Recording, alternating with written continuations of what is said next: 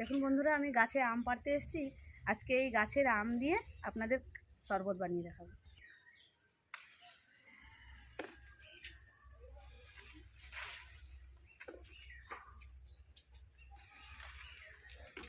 দেখুন বন্ধুরা, এই যে আমি 5টা আম নিয়েছি। এই 5টা আম হলে আমার শরবত হয়ে যাবে। গাছে কিন্তু অনেক আম হয়েছিল, সব ঝরে পড়ে গেছে। প্রথমে আমি আমটা ভালো করে ধুয়ে নেব।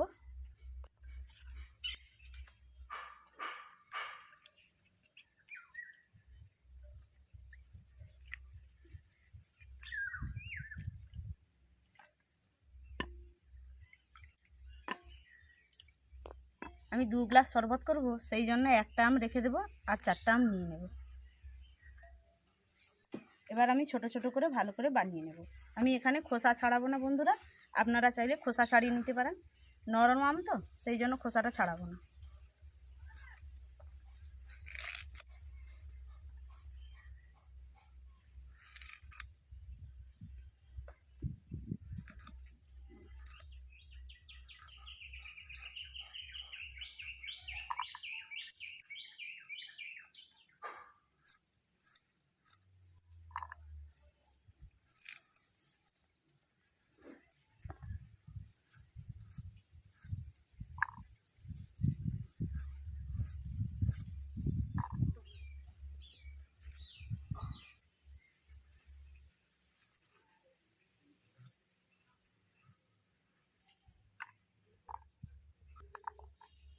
আমগুলো ছোট ছোট করে বানিয়ে নিয়েছি, আর একবার পরিষ্কার জলে ভালো করে ধুয়ে নেব।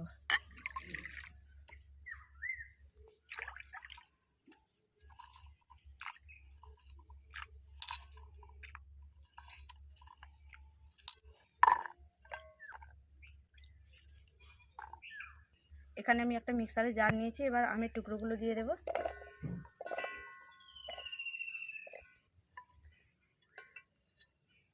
এবার চিনি দিয়ে দেব।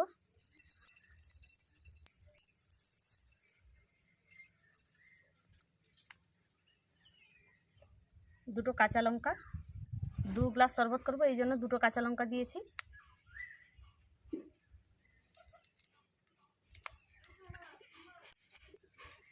স্বাদ মতো লবণ,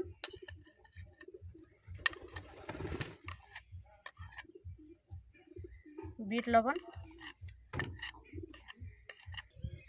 এবার পাতি লেবু দিয়ে দেব।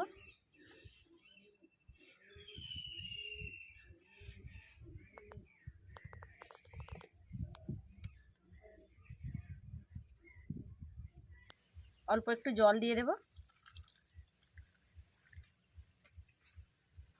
পেস্ট করে নেব। পেস্ট করে নিয়েছি। এবার সাধারণ তাপমাত্রা জল দিয়ে দেব একটু।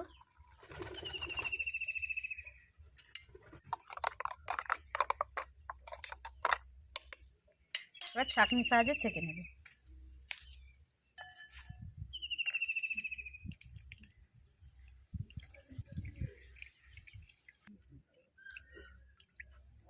এবার আমি এগুলো ফেলে দেব।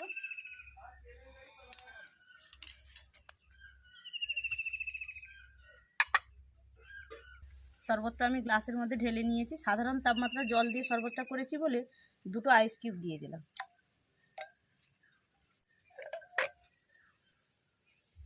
দেখুন বন্ধুরা, শরবতটা কত সুন্দর হয়েছে। এই শরবতটা মেদ ঝরাতে বা ওজন কমাতে এর উপকারিতা প্রচুর। আর শরবতটা করে তাড়াতাড়ি খেয়ে নিতে হবে, রেখে দিলে এর উপকারিতা নষ্ট হয়ে যায়। আজকের মতো এখানে বিদায় নিচ্ছি। আবারও দেখা হবে পরবর্তী একটি ভিডিওতে।